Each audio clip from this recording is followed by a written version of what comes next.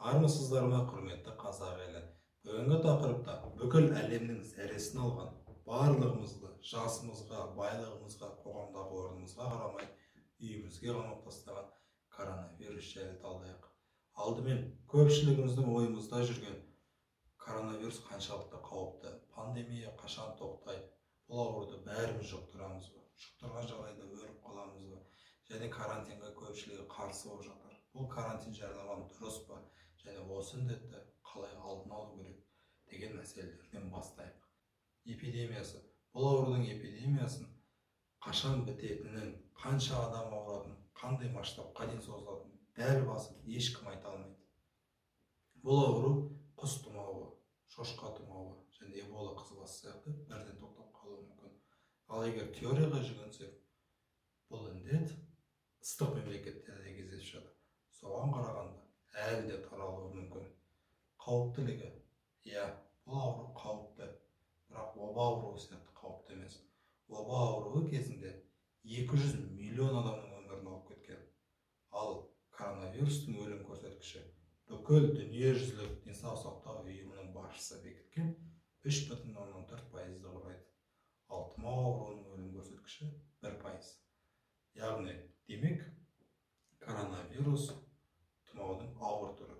Ауыр болуының себебі біріншіден жалпы адамзат бұл ауруға дайын болған жоқ. Яғни, бұл ауруға қатысты зерттеу мәліметтер жоқ, арнайы дәрі-дәрмектер жоқ, дәрігерлердің тәжірибесі жоқ, аурухана төсек орындар жетіспеді, керекті дәрі-дәрмектер бар, дәрі-дәрмектердің өзі де жетіспеді, және эбола аппараттары жетіспейді. Екіншіден, адамның ағзасы дайын емес. Яғни иммунитетіміз мүлдем танымайды бұл вирусты, өмірінде көрмеген. Сондықтан біз осы коронавируспен ауыратын науқастармен тікелей кездессек, немесе соны тасымалдаушылармен кездессек, бірден жұқтырып аламыз.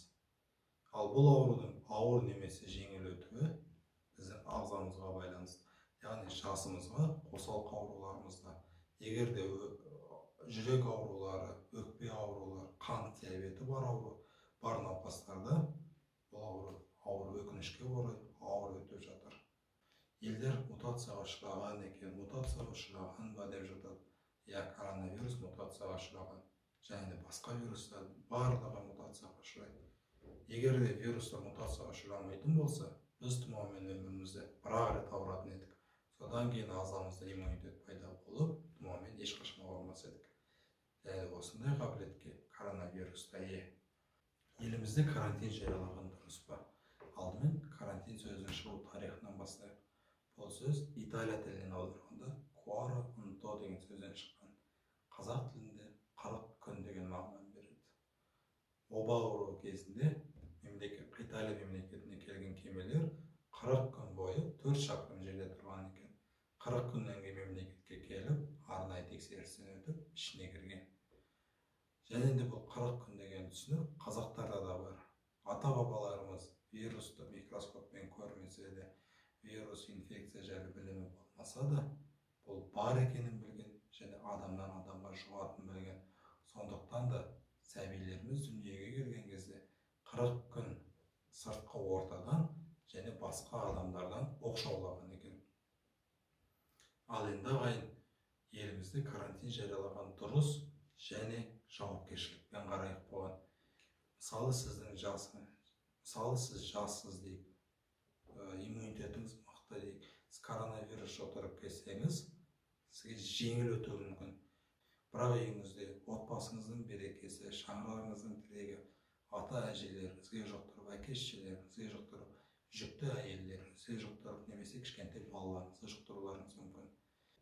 Ал біреуіңізде жеңіл өтеді, өкінішке орай, екіншіңізде ауыр өтуі мүмкін. Сондықтан карантинге жауапкершілікпен қарайық. Коронавирус ауруының белгілері тұмау ауруының белгілерімен өте ұқсас. Яғни дене қызуы көтеріледі, тамағыңыз ауруы мүмкін, мұрныңыз бітелуі мүмкін, басыңыз ауырады, әлсіздік болады, бұлшықетіңіз ауруы мүмкін, ішіңіз ауруы мүмкін, ішіңіз өтуі мүмкін, жүрегіңіз айнып құсуыңыз мүмкін, тұншығуыңыз мүмкін, ентігуіңіз мүмкін, кеудесінде ауру сезімі болуы мүмкін. Ал 80% жағдайда коронавирусты кездесіп жатқан құрғақ немесе аз қақырықты жөтел. Ал асқыну жұғы көбінесе өкпеге беріп жатыр. Бұл жағдайда тұншығу болады, ентігу болады, кеуде тұсында ауру сезімі болады. Осы белгілерді байқасаңыздар, бірден ауруханаға бару керек. Бұқаралық ақпарат құралдарында, WhatsApp желілерінде және жалпы интернетте ең кең тараған 12 кеңесті талдап көрейік. Бірінші кеңес қол жуу деп жатады. Қол жуу коронавирус инфекциясын жұғу жолының екіншілік немесе үшіншілік жұғу жолы деп айтсақ болады. Ал ең бірінші жұғу жолы бұл ауалы тамшылы жол. Ауалы тамшылы жол деген не десеңіздер, мысалы сіздер былай елестетіңіздер. Қыста далада тұрсыздар. Деп үрлеген кезде ауыздарыңыздан шыққан бу қандай қашықтыққа дейін жетеді? Мысалы 1 метрге дейін жетуі мүмкін. Ал түшкірген кезде одан алысқа ұшады. Сондықтан көшеде немесе басқа жерлерде адаммен кездескен кезде запаспен 2 немесе 3 метр қашықтықта тұру керек. Және далада бұл инфекцияның жұғу қаупі төмендейді. Себебі бұл тасымалдаушылардың аузынан шыққан вирусқа күн сәулесі және жел әсер етеді. Желмен шұрып алып кетеді. Сондықтан далада жұғу қаупі төмен. Ал жұғу қаупі ең жоғары болады біз дүкенге кірген кезде немесе біреудің үйіне барған кезде коронавирус тасымалдаушысы болса. Ал егер ол жерде терезе жабық болса, онда міндетті түрде жұқтырып аламыз. Ал қол жуу бұл біздің күнделікті әдетімізге айналу керек. Өз басымыздың тазалығымыз үшін. Себебі лас қол арқылы көптеген басқа да аурулар жұғуы мүмкін. Ішек аурулары, көздің қабыну аурулары және гепатит А да жұғуы мүмкін. Ал лас қолмен біз көзімізді шұқуды, мұрнымызды шұқуды, аузымызды шұқу деген сияқты әдеттерді қоюымыз керек. Және тамақтанар алдында міндетті түрде қолымызды жуайық.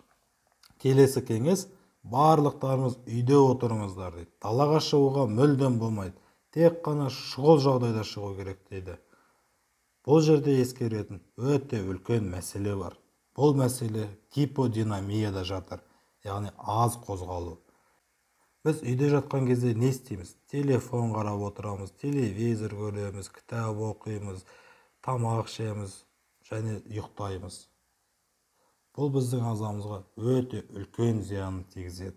Жүрек қан тамыр ауруларына шалдықтырады, нерв жүйесінің ауруларына шалдықтырады, сүйек бұлшықет жүйесінің ауруларына шалдықтырады. Сондықтан, егер де біз жер үйде тұрсақ, есіктің алдына күніне 1 немесе 2 уақыт шығып жүріп қайтуымыз керек. Егер де этаж үйде тұрсақ, таңғы уақытта шығуымыз керек. Таңғы уақытта шығуға мүмкіншілік болмаса, күндізгі уақытта шығып, бірақ адаммен ара қашықтықты сақтайық. Және де үйде терезені ашып, таңғы уақыттарда ұйқыдан тұрған кезде жаттығулар жасайық. Уақытымызды пайдаға жұмсайық. Сіздер білесіздер ме? Жүректің тамырын ауыстыратын, кеудені ашып жасайтын өте үлкен операция жасаған кезде ертесі күні сол науқастар тұрғызып жүргізіп жібереді. Себебі бұл гиподинамияның зардабы өте ауыр болады. Келесі кеңес маска тағу. Бұл маска бізді коронавирустан мүлдем қорғамайды. Себебі көзімізде, мұрнымыздың, аузымыздың айналасы да ашық тұр. Және осы масканы тағып жүргенде бұл маскаға көп вирустар жиналады да, біз артынан вируспен демаламыз. Ал мына маска респиратор деп атайды. Бұл респиратор белгілі дәрежеде қорғайды.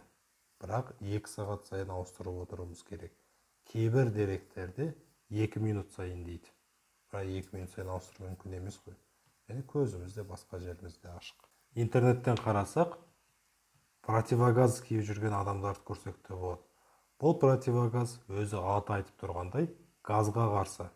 Яғни біз дем алған ауаның құрамындағы газды бейтараптайды. Бірақ вирусты өлтірмейді.